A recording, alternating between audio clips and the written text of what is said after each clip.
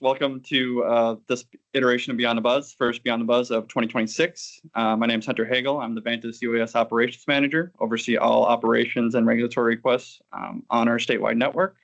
And today we're going to be going over the FCC new policies that were just drafted late last year and then early this year, going over some of the retroactive bans as well, and then touching on the new NDAA of fiscal year 26, going over the new counter UAS authorities for state and local government officials.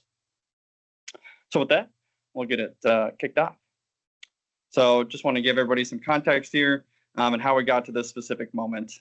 Why was the FCC public notice triggered in the first place? So we have to go back to the NDAA of fiscal year 25, section 1709, that pretty much said that within 1 year of it becoming law, which was December 23rd, 2024, an appropriate national security agency had to determine whether specified communications or video surveillance equipment posed unacceptable national security risks. They actually called out those entities, mainly being DJI and Intel, and they were also trying to go after their subsidiaries and their shell companies, with the caveat being that if there was no determination made within the 1 year period, that the FCC would actually automatically add all the entities to the FCC covered list. So what we're expecting from that section 1709 after that 1 year period. So what most people were hoping in the industry was that an appropriate national security agency would actually conduct an audit and make sure that if the equipment actually did pose an unacceptable risk to national security, with the caveat being there that a report would be public thereafter, so that everybody in the industry could understand and see if DJI was actually detrimental to national security or not. And with that, if they were, we were expecting that DJI and Intel were going to be, and their shell companies were going to be added to the cover list, and not all foreign UAS.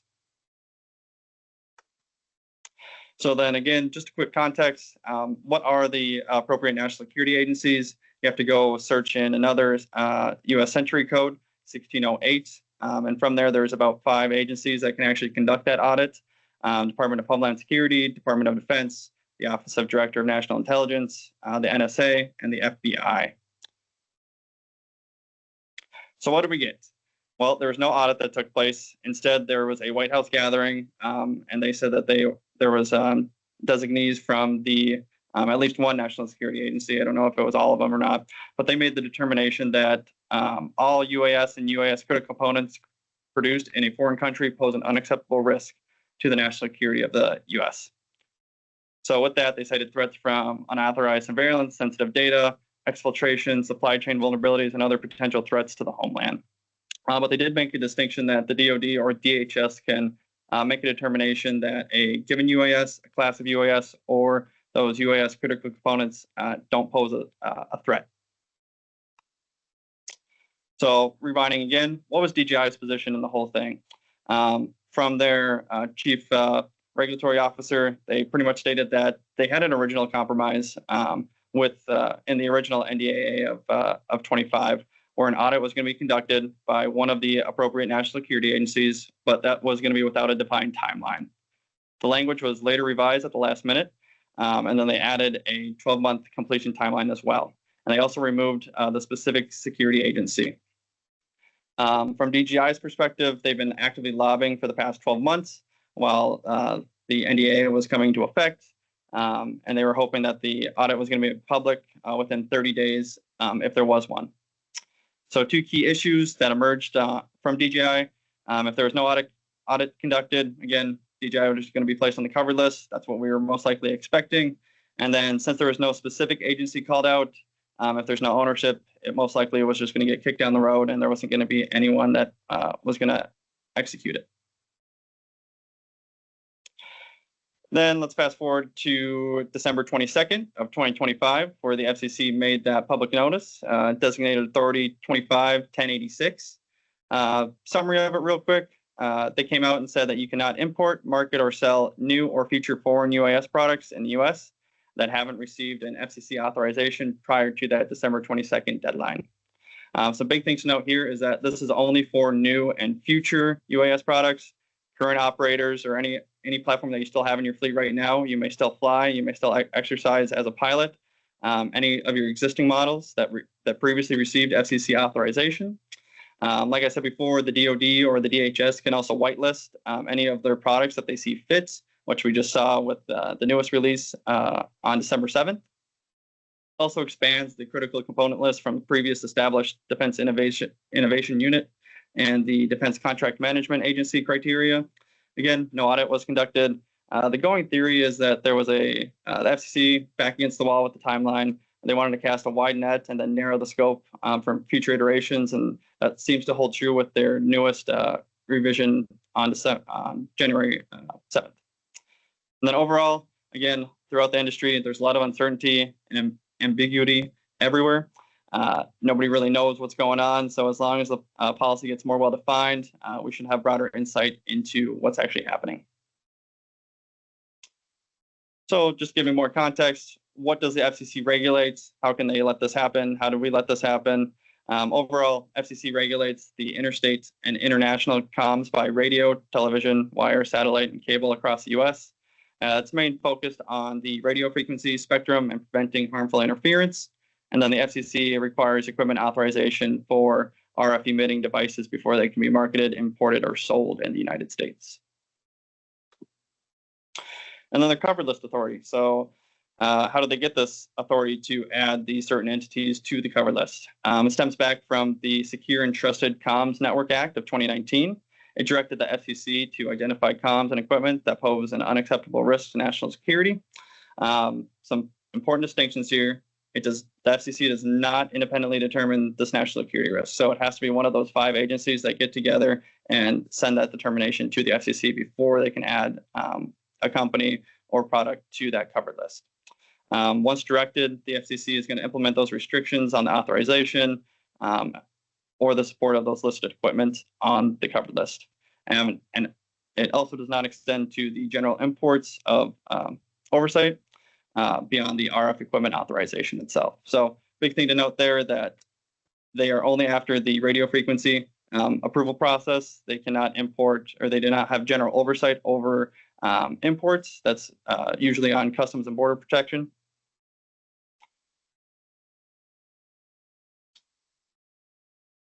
So then just some more limitations on the FCC. Again, mainly focused on approving or denying those RF equipment authorizations, enforcing that compliance, and then implementing congressionally directed determinations like we just saw. Again, the FCC does not regulate ownership. Anything that you still have in your current fleet or you still own, they cannot come after. You're still free to operate. So touching on importation. So while the FCC doesn't have general oversight over it, Customs and Border Protection does. So Customs is going to act as the de facto gatekeeper for all critical components. They have broad discretion to detain, inspect, or exclude the shipments. One basically on national security concerns. The covered list provides that authority for this. So just because we have products that are still being able to be imported, just because they are a foreign product, that does give the CBP the necessary resources to delay and or limit their importation. So we can still buy them, just might not get them with that 2-day shipping.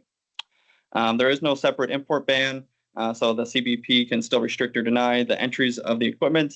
If we think we can try to skirt the equipment authorization, there's about 10 other conditions on how RF devices can be imported. Those are usually meant for R&D and or limited quantities, so there's no real relief from that aspect.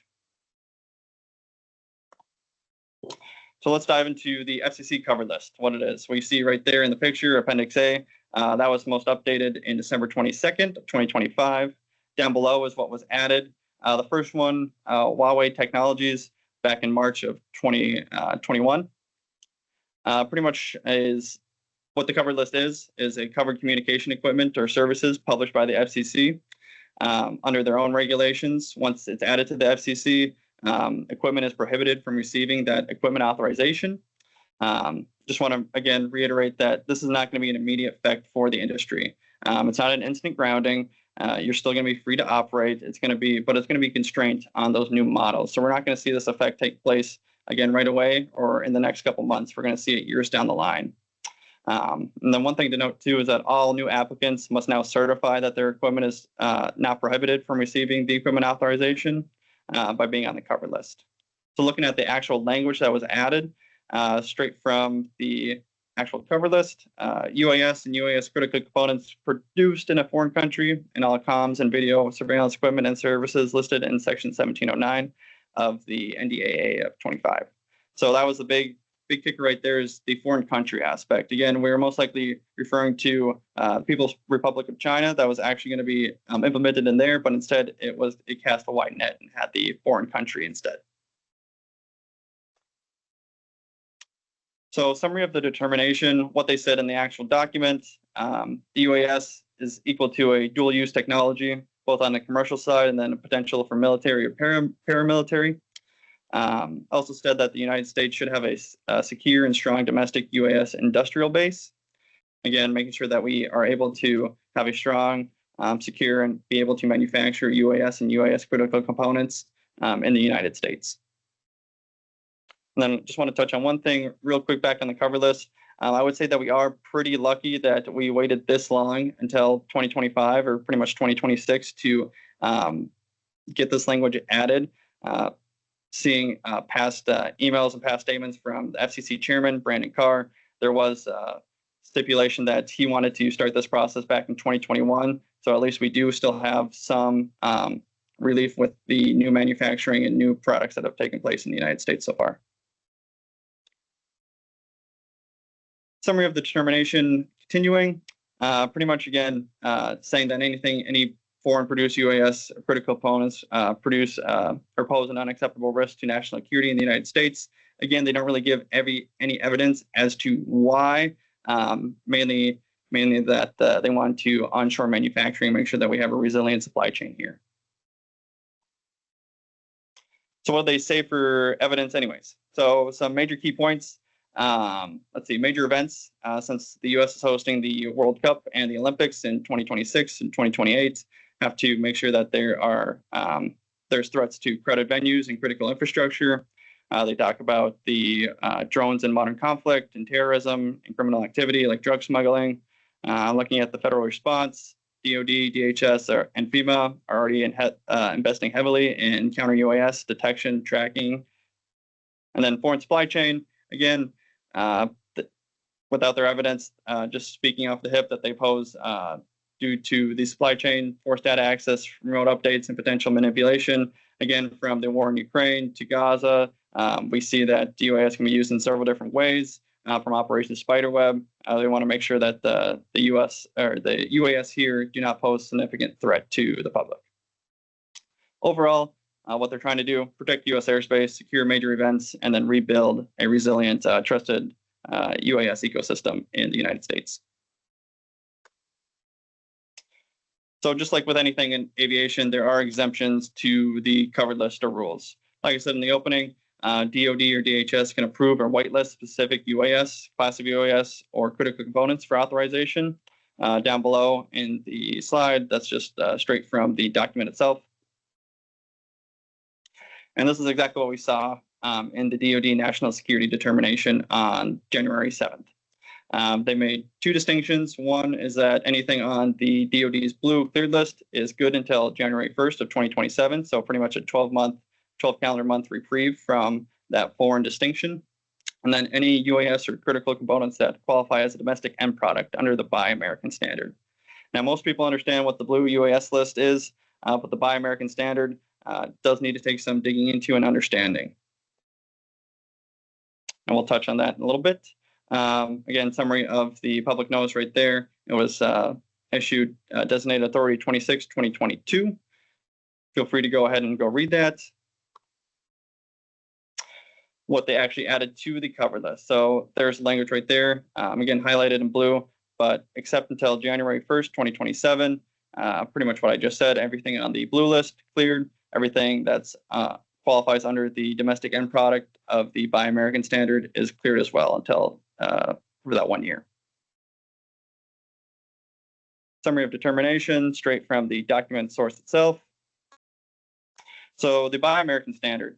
I encourage everybody to go look at the regulation 48 CFR 25.101 alpha. So what it is to be a domestic end product.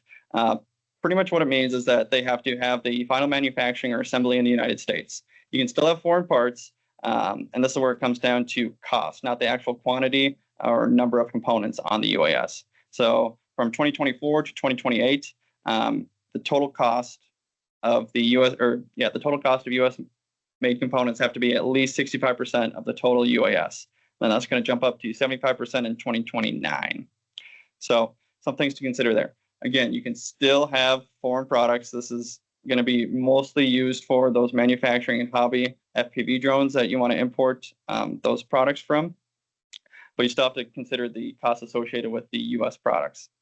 One important nuance, it's again based on cost, not quantity of parts, and it often does not apply to commercial off-the-shelf drones, but it still has to have that final assembly / manufacture in the United States to be considered that domestic end product. And then let's touch on the FCC retroactive ban. So this was actually happening in October of last year. The FCC voted unanimously 3-0 to grant itself the authority to retroactively ban the electronic devices that were cleared for sale if those manufacturers were deemed as security risks, meaning that if they were added to the covered list. That's a big deal. It wasn't too brought up in the industry, but there's a lot to pick apart in this part. So since foreign UAS are on the covered list now, that means that the FCC can go back to any of those products and retroactively ban them and pull their product authorization. But they have to do this one by one. So it's going to take a while. And there are several limits to it. Again, FCC cannot and will not confiscate or deactivate drones that are already in your hands. And then each ban also will involve a 30-day public comment period. So there will be public pushback, and your voice can be heard if they do try to retroactively ban any products. If those platforms are added, they could not be marketed or sold, but again, they can still be owned and operated. And then servicing previous product could prove difficult and cannot be a one-to-one replacement. So think of, let's go back if FCC went back and said that the DJI Mini 4 Pro poses unacceptable risk to the national security. They could come back, add it to these retroactive ban authorities.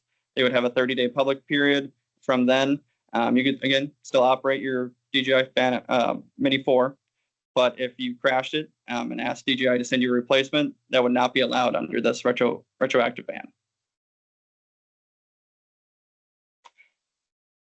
Then going to the fact sheet. So with this new summary of determination, that came out on January 7th. They wanted to quell some unrest and some confusion here. So they added a couple FAQs to it. So there's about 4 or 5 in here that I thought are relevant and should be shared widely. So first question is there a process to get an individual exemption to this? So again, from the powers that the DoD or DHS have, they can evaluate individual requests for that determination and make sure that they do not pose an unacceptable risk. And then from those entities can apply for such determinations, and those are going to be referred to as conditional approvals. And that's what we just saw with that distinction of adding the blue list and then the Buy American standard. Next question, is a drone produced in the United States containing foreign produced components now covered equipment and prohibited from the FCC equipment authorization? That's a great question. So what they came out and said is that a UAS produced in the United States containing foreign produced components, but that also complies with the blue list and or Buy American standard shall not be considered covered. So 2 things to dig in there, make sure that it's either blue and or you research and look up the Buy American standard to fully understand that it's not going to be covered. Next one, what constitutes produced in a foreign country? So this is their answer to this question is entertaining for my own benefit, is that there's not really a third party assessment here. It's all going to be in good faith and make sure that your equipment authorization doesn't have any covered list. And then the applicants must certify that any RF device is not covered equipment and that includes certification that the RF device is not a UAS or UAS critical component produced in that foreign country. So pretty much what we have here with the NDAA2 is where it's just self-certifying at the end of the day. I'm sure that there'll be third-party assessments down the road to verify this, but as of right now, it's all going to be in good faith. Next question: how would the ban impact devices that could be serve as a UAS component, but also have other uses? Are all camera produced abroad now covered equipment, given that cameras are listed as UAS critical components? I think this is going to be a very interesting question as it further comes into light. What the FCC said is that they understand that critical components to mean components designed and intended primary for the UAS. And then they gave an example. If a camera with many potential functions and uses could theoretically be attached to a drone, it is not a UAS critical component. So, meaning any FPV camera would be considered a critical component. But if you take, just a Sony EO camera that has other functions then no, that would not be considered a UAS critical component.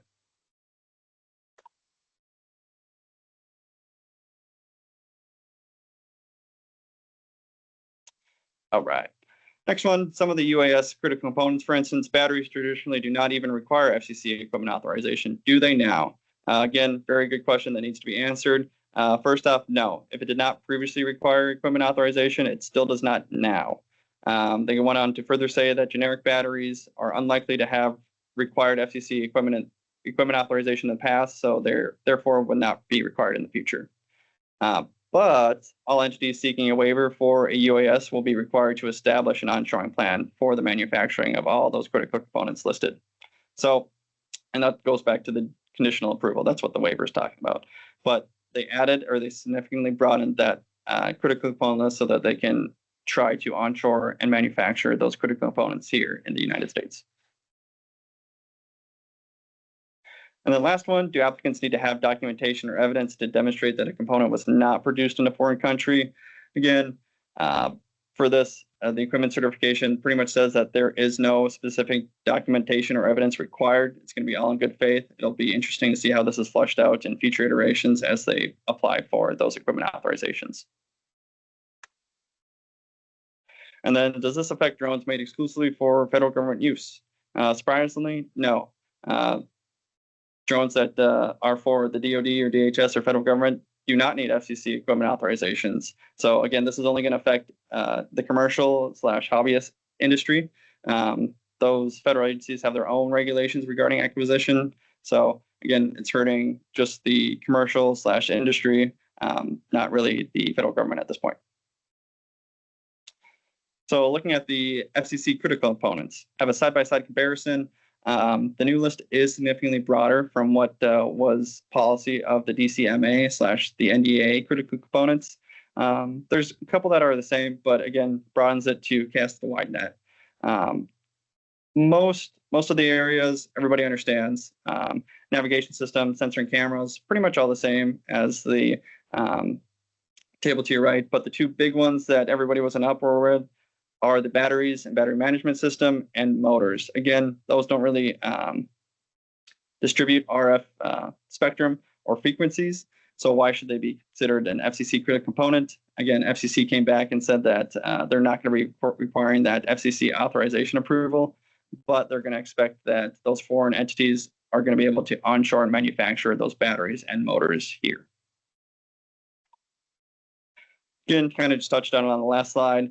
Most of what was added to that critical component list usually requires some sort of FCC authorization, but again, with the batteries and motors, typically not, since there is no RF transmission. So with all that said, what does it mean domestically and globally? So for my take is that foreign UAS manufacturers such as DJI are going to continue releasing cost-effective platforms worldwide. That includes Canada and Mexico. These advancements are going to remain largely inaccessible to the U.S., both on the commercial and recreation side of things. As a result, the U.S. is going to remain largely excluded and insulated from whatever new technology is out there. that is available for the international community. So this might be a big step back for the U.S. manufacturer, for the actual UAS, for the U.S. domestic and commercial operators, and it's going to be a big win for foreign-produced operators.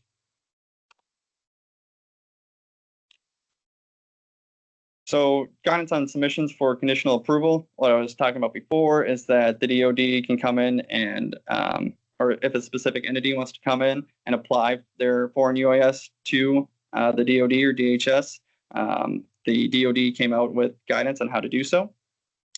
Some things to note here is that the conditional approvals will only be granted for a period up to 12 months. Other than that, it's going to either be rescinded and or sunset. Otherwise, they're going to have to re-up every year. So that's something to note too, is that the covered list is most likely going to be updated rapidly, at least probably once every year, as new foreign manufacturers come in and apply for conditional approval.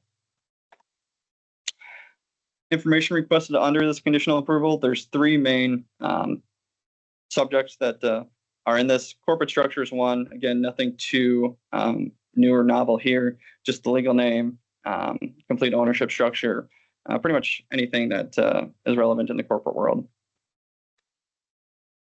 Next one is going to be the manufacturing and supply chain disclosure. Again, nothing too new here. Detailed bill of materials, country of origin of all components of UAS and UAS critical components. One thing that is new is justification of why any foreign manufactured UAS are not currently manufactured in the U.S. So that's something that's new. And then the cost of U.S. source components as percentage of the total system cost. So again, they want to know why they either left or they're not manufacturing the U.S. now and how they're going to fix that. Next one is, again, new to me and very interesting that they would request this, but the U.S. manufacturing and onshoring plan. So to get this conditional approval, they want a detailed and time-bound plan to establish and expand U.S.-based manufacturing to qualify for that FCC authorization. So they want to know how they are going to onshore. They want to make sure that you have planned investments for that 1 to 5 years.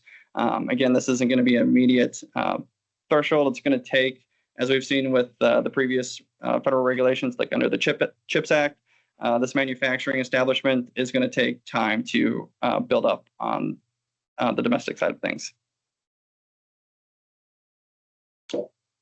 So they have the conditional approvals. Let's touch on subsidizing this domestic industry and this manufacturing. So looking at the drone dominance, this was just released about a couple months ago. But with the drone dominance, they have a $1 billion plan to purchase small drones over the next 2 years, looking like it's over going to be 300,000 attack drones. My take is that they're going to be subsidizing the domestic production for the defense industry with the hope that they can lower the cost for the commercial side of things on the consumer and prosumer level. We have American manufacturers like Skydio and Unusual Machines and other domestic OEMs that are going to fill the gap. But again, this transition is not going to happen overnight. It's going to take a couple of years to get that manufacturing spun up on what everybody wants. And then we do have some good stories too, is that domestic battery manufacturing continues to innovate and expand in the United States. Just give a quick shout out to Badland Batteries, that they are manufacturing those LiPo and LiPo batteries and UAS batteries in North Dakota. Again, like I've said this whole time, is that it's not going to be an instant problem to solve, but looking on the timelines. So looking at foreign OEMs, they typically refresh these models every 12 to 36 months. So depending on when you got your most recent DJI drone, you're most likely not going to see that new revision. So let's just take the DJI Mini 5 that was just released. If there is a DJI Mini 6, that will not be released in the United States. And then replacement and attrition timeline, again, that 2 to 5 month of the lifetime cycle of the UAS. So just depending on when you actually got those products into your fleets, if they were at the later half of 2019 to 2020, it will be time to start looking at replacing those, looking at if you want to continue down the foreign product or if you want to transition to that domestic product. One estimate on the estimated fiscal cost of this, it's probably going to be between $1 to $5 billion to transition all all platforms across the commercial, public, government, all that. So it's going to be a lot of heavy investment. Hopefully that the federal and state entities understand this and they can see that subsidizing this for that drone replacement is going to be necessary. North Dakota is taking that first step and trying to do that with the state agencies under our drone replacement program, but it's going to take work across all the country to understand the actual fiscal cost of what this means, not just government entities, but to commercial operators as well. All right. Next, just wanted to touch on the newest NDA of 2026, Drone Mitigation and the Safer Skies Act. Some big things that I want to just point out is that this one just became law on December 18th of 2025. But some new things that came up is the new authorities for counter UAS for state, local, tribal, and territorial enforcement. I just want to preface that DHS and DOJ already had a lot of these authorities, but now they designate these to state, local, and tribal law enforcement. So straight from the act itself. So anything that is necessary to mitigate a credible threat that a UAS or that a UAS poses to the safety or security of people, facilities, and assets, a venue or a set of venues used for large-scale public gatherings, events, critical infrastructure, or correctional facilities. So pretty wide range of what they can do and where they can operate these counter UAS authorities. Some limitations and notes here is that they have to submit to the Attorney General within 48 hours of if they use any mitigation action. And then if any UAS is seized by state, local, tribal, it's subject to forfeiture under these laws. And then the next thing is that before state or local enforcement can exercise these authorities, they have to be trained and certified by the AG. So it's not going to be willy-nilly where any state or local enforcement can come in and shoot down your drone. There's going to be training and they will have to be certified. So what are the authorities that were granted? There's 6 sections right here.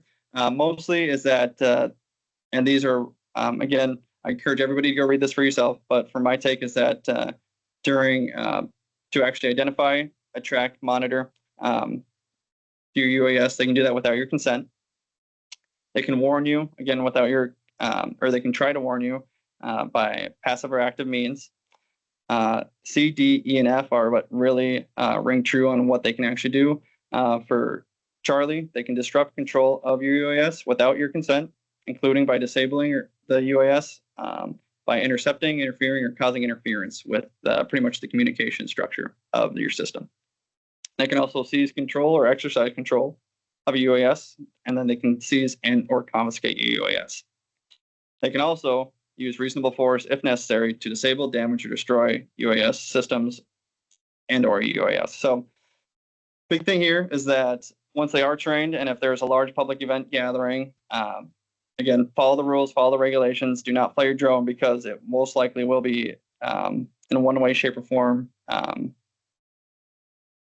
disrupted and probably brought to the ground and then seized. So again, follow the rules and regulations, but again, just want everybody to be aware that there are new authorities granted to state and local enforcement agencies around counter UAS.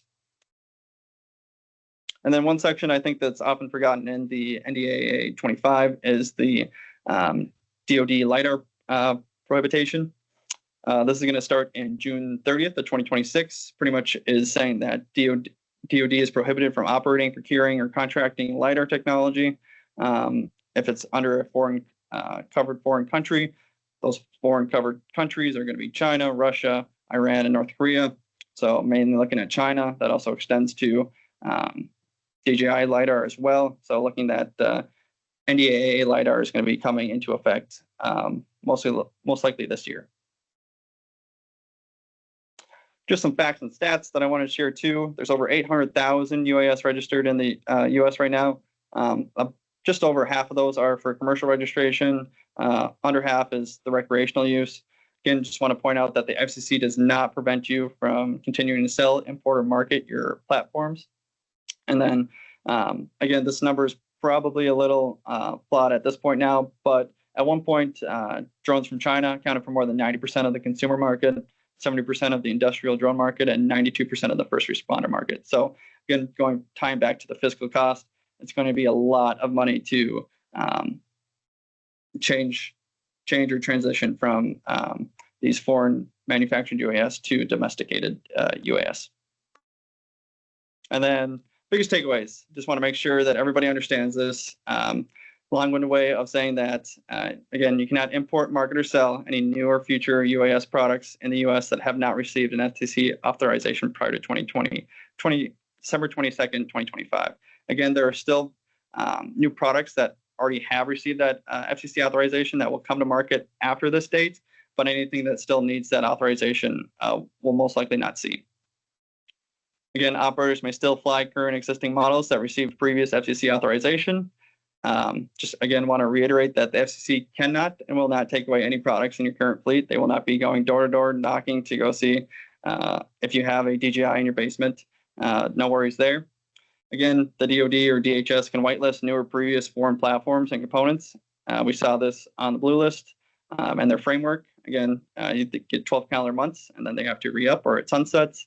Again, like I said before, want to make sure that you are continually checking the cover list because it's going to be updated each time that the DoD or DHS makes that national security distinction.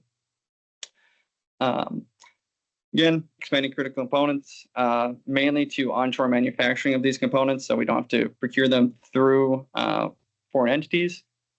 Again, I want to make sure that everybody understands that you should conduct your own research, find the source documentation and review for yourself. Don't just rely on the articles that you see online. Again, there's going to be uncertainty everywhere, and it's going to continue to run amok until these policies are more well-defined. FCC did try to step in the right direction with that to narrow the scope and provide those FAQs, but again, it's going to take time to actually see how this policy plans out. And then if you're a fleet owner, look to start diversifying your fleets. Try to make the most educated decision that's best for your company and your organization. Again, it's not going to be a one-size-fits-all solution for everybody. It's going to be dependent on what's best for you and your company. And then one thing to do is continue to educate both the aviation, non-aviation communities. Again, there's going to be a lot of misinformation that's going around about this topic.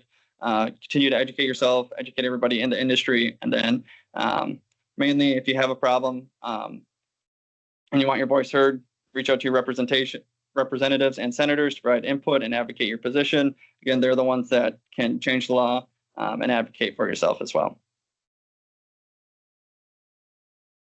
If you have any questions, put them in the chats. Otherwise, that was it. So I appreciate everybody taking the time, spending 45 minutes to review the newest FCC policies. Want to give a shout out to the Hive for letting us use and operate it here. And then other than that, again, thanks for stopping, and then check out next month's Beyond Buzz.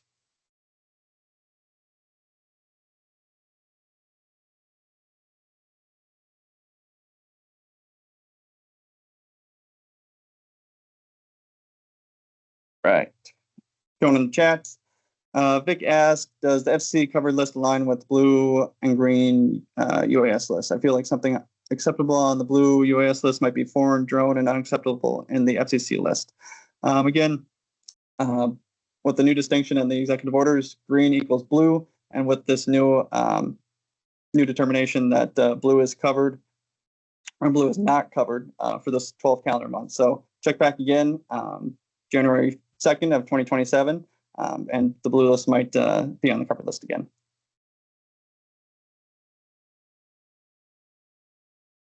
Can DJI and Intel get the 12-month conditional waivers with an onshoring plan and continue to do business in the U.S.? Absolutely, they can. Again, with the stigma surrounding DJI and Intel, I don't know if it's likely, but if there's enough political pressure, then yes, they would most likely be able to get that conditional waiver. I will share those links.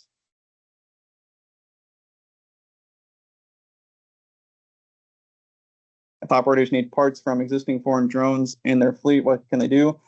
Again, look at the Buy American standard. If they're already a part of your component. Otherwise, look at the blue UAS framework. They list other components that they are approved so far. A lot of them are foreign manufactured as well. So double check those two resources first. And then if it's already approved again, this is only going to be for new components past that FCC or past the December 22nd deadline.